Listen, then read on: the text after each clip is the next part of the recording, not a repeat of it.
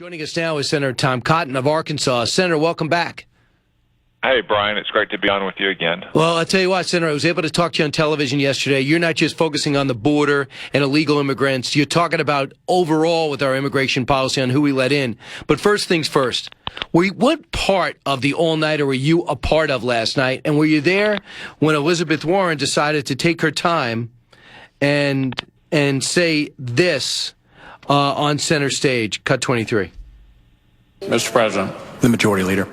The senators impugn the motives and conduct of our colleague from Alabama as warned by the chair.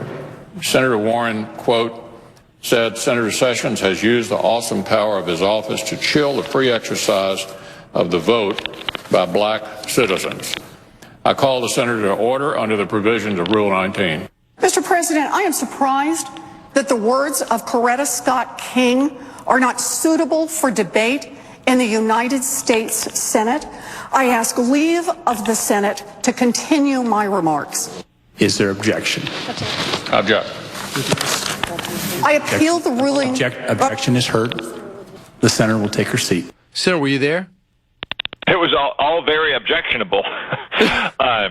No, Brian, I was not there when that exact exchange occurred. I was doing something much more productive, giving my toddler a bath. I agree with you 100%. I was back to the Senate floor in time to cast the votes that would hold Senator Warren accountable under the Senate rules for impugning the character of Jeff Sessions, which is impeccable, and is one reason why he'll be confirmed later today as our Attorney General.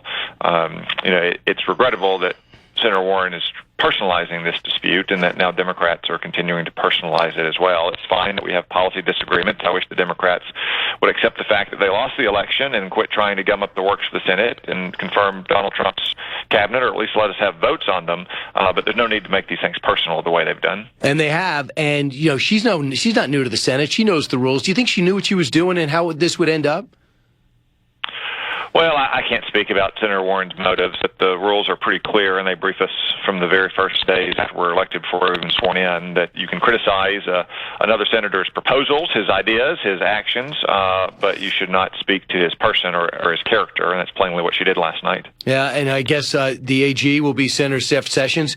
Senator Cotton, a lot of people have said, I'm friends with him, but I'm voting against him. There's pressure on the Democrats who say, Jeff Sessions has been there forever. He has a lot of friends. Now all of a sudden we're hearing about all these negative things. What is it like meeting somebody knowing they have a total different opinion in real life than they do when it comes to their vote or when they see a camera?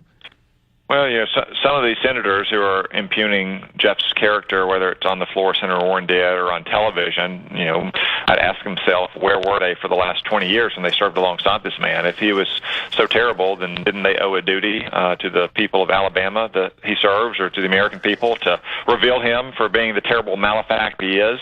I think the fact that they never did that just reveals that they know that they're just playing politics with this nomination.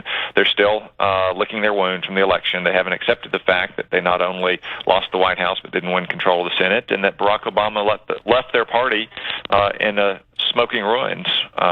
So eventually they're going to have to realize that, and I hope that they will, and that we can get back to a more orderly processing of the people's business in the Senate. But until then, we'll work around the clock as necessary to get the president's cabinet filled. Senator, for the longest time, dating back really since Ronald Reagan did immigration reform, we've been hearing we need to do immigration reform, but not only building, securing the border, but there's so many other things that we can all agree on when it comes to visas, green cards, admission policies, making it easier for the people we want and making it tougher for people that are trying to sneak in.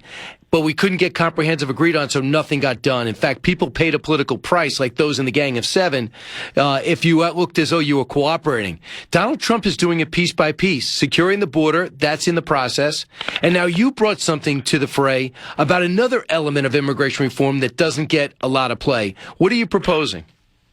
So Brian, the security and enforcement and prevention of illegal immigration is a critical part of immigration policy. But it gets a lot of focus. Something that gets less focus, but I think is equally critical, if not more so, is our legal immigration policy. The choices we make to let people into this country. And right now, our policy simply doesn't reflect the preferences of the American people, and really no one voted on it, and very few people want it.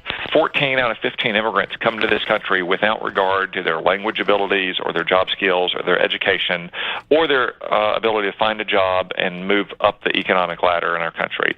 We should put a stop to that. We should focus on an immigration policy that works for current Americans, citizens who are here today, whether they took the oath of citizenship last month or their ancestors came over on the Mayflower. That will be good for American citizens. It'll be especially good for blue-collar workers who have seen massive job losses and their wages stagnate for decades as we've had an unprecedented historical surge of unskilled and low-skilled workers. So what my legislation would do, and it's very targeted, would simply focus on the categories of immigration that are not related to employment and cut them in half. So for family reunification, we would obviously allow immigrants and citizens to bring their spouses and their unmarried minor children into this country. But no more unlimited chain migration of every relative you have. No more extended families, villages, clans, tribes coming to the United States. Second, we would cap the refugee program at 50,000 refugees per year, which is in keeping with the Bush and Obama era historical averages. And third, we'd eliminate the so-called diversity lottery, which has no economic or humanitarian purpose. It doesn't really even promote diversity that much. It's outlived its usefulness. The effect of those three changes is that we would cut green cards in half, from 1 million to 500,000 over the course of 10 years, and that would be very beneficial for Americans who work on their feet, who work with their hands, who need a chance to get back to work and to get a decent pay raise. Now, have you brought this up to people? What's been the response to some of your colleagues on the Republican side? Have you gotten any feedback on the Democratic side? We've had positive responses on the Republican side. Many Republicans, as you might imagine, are waiting to get more information from President Trump about the immigration legislation that he might need. Current law delegates a lot of discretion to the president to, say, enforce or build a border wall or to enforce immigration laws at the point of employment of illegal immigrants, or to build an entry-exit visa system for people who come to this country lawfully but don't leave when their visa expires. He may need more authority. He may need more money to execute those. So I expect at some point President Trump will come to Congress with a package of immigration measures. I'm happy for this to be part of that package. We should not go down the failed path that happened in 2013 and 2007, which reflects the 1986 bill, because that legislation is modeled on amnesty now, enforcement later, which means enforcement never. The American people don't trust Washington to get this right, so the people who want to focus on amnesty for illegal immigrants are going to have to trust all of those who want to get security and enforcement and legal immigration right before we go down that path. Senator, tomorrow, 4 so-called moderate Democrats are going to see President Trump. It's going to be Tester, Manchin, Heidi Heitkamp, and I believe Joe Donnelly. Do you think that those 4 are examples of Democrats that can work to pass legislation or will be willing to work with the White House? You know them in the lunchroom. You know them walking up the steps. Do you think they profile as people that can be that can be worked with? I hope so, Brian. Joe in particular has been largely conciliatory towards Donald Trump. He acknowledges that Donald Trump won. Donald Trump won a smashing victory in Joe Manchin's home state of Virginia. And Joe's voted for some of Donald Trump's cabinet nominees, and he will vote for Jeff Sessions today. The other 3 have not been as cooperative. Maybe once we get past these nominees and get on to legislation, they'll become more cooperative. Of course, they're all up for re-election in 2018, so that may also influence their voting behavior, since Donald Trump won big victories in all 4 of their states. But there's such pressure on them from the Democratic Party that they'll fall in line like President Obama's control over the party and Harry Reid, whoever you want to split it? They certainly face a lot of pressure from the left in their party and from other senators inside the Senate caucus. I think that's being reflected in part now in their votes against some of these very well-qualified nominees. Ultimately, though, I hope that they'll be more cooperative, work with us to try to achieve the results the American people expect from us. Senator John McCain left an Armed Services Committee briefing and said the mission in Yemen was a failure. He told reporters. Is that how you view the mission in Yemen? No, Brian. Mission success is not determined by casualty rates. My heart breaks for Chief Owens and his family and some of the other casualties.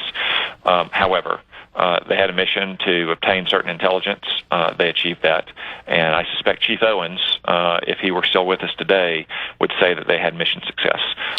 Brian, I served in the Army with some of the men who were involved in the Battle of Mogadishu in October of 1993, where almost 20 soldiers were killed. One of the things they most resented about their civilian leaders at the time is that we cut and run from Somalia, and we considered that mission to be a grave failure. Of course, the loss of almost 20 lives is deeply saddening, but in the end, those men who served in that operation will tell you they grabbed the senior warlord for whom they were aiming. They viewed it as mission success. Absolutely, and I just think that if you talk to the Navy SEALs, they want to go after their enemy. They've been told not to, and they just know the danger that lurks for America if we don't neutralize them there. I thought it was Back to the Future with that operation. It was just so strange to see a Republican say something like that. Well, we can always learn. Every mission that I conduct in the Army, no matter how intense, no matter how mundane, we would always do an after-action review, try to get lessons learned. I know the Navy, I know senior leaders in the Pentagon are doing that right now about what happened in this mission in Yemen. To say it was mission success is not to say that it was perfect. Obviously, it wasn't. We had multiple casualties. An Osprey was damaged beyond repair, but you can learn lessons from that, but also acknowledge that they accomplished the mission they were sent to do. And I think Chief Owens would say that if he were here today. Senator Tom Cotton asserting his leadership in the Capitol. Thank you very much, Senator. We'll look forward to finding out more about your immigration initiatives aside from border control. Thanks, Senator. Thanks, Brian. All right. It's always great for him to join us. 1-866-408